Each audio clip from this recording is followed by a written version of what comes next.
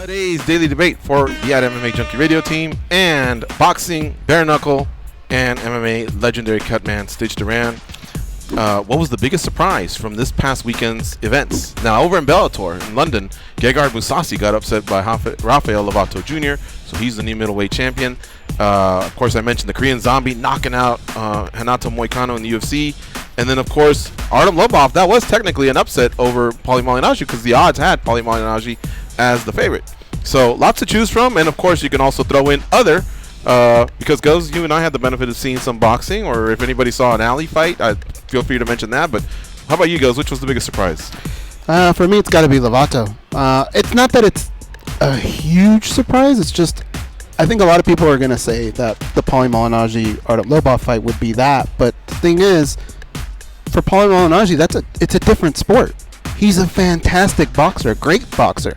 But he's going into a completely different sport. To see somebody do something that they've never done before and fail shouldn't be that surprising. You know, we all felt like he was going to be able to win the fight, but it's a different sport. Mm-hmm. How long has Gegard Mousasi been fighting at a high level? For Lovato Jr. to just come in and do something like that, that was more impressive for me. Lovato is undefeated, though. He's no bum. Still, man, that's Gegard Mousasi. I know.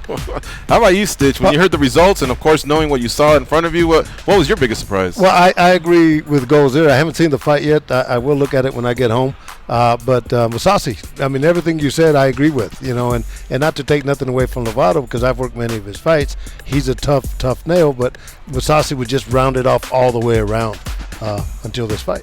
You know, I'm going to go with Moicano and Jung, man.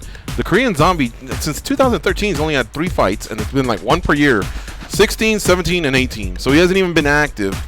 He lost 1, won 2, but I'll give him the 3-fight win streak because he was on his way to beating Yair. But in that fight, he took that devastating KO. So I just thought, wow, like you're going up against the monster like Renato Moicano, who's just a bigger dude than you are. You're coming off a horrible KO. And more than anything, what's surprising was how quick it happened. I knew that in bare knuckle, things could level out because Paulie hadn't fought in 2 years. He's 38. And, you know, Artem's built for that. And then I also knew that Lovato Jr., I mean, that was a huge upset as well. But I thought, wow, he's not undefeated for out of luck. You know what I mean? So, and champions have a certain run. At any time, things can come tumbling down. But I think just how fast it happened. I mean, he iced Moicano like that. Mm-hmm. But that was, didn't you feel like that was his only shot, though? Was landing a shot like that? I didn't think he was going to. I guess because it happened so quick. Like Yeah. I thought maybe the fight would play out a little bit. I mean, he literally went out there and he was having dinner 10 minutes later, you know, at the hotel lobby. So congrats to him. But great fights all weekend. The voting came out to pretty much a 2-horse race between Lovato and Mousasi Jr. Lovato Jr. and Mousasi at 41%, Lobov and Malignaggi at 40%, Zhang and Moicano at 17%. Other came in at 2%. There you go. There's the daily debate brought to you by the MMA Junkie radio team and Stitch Duran.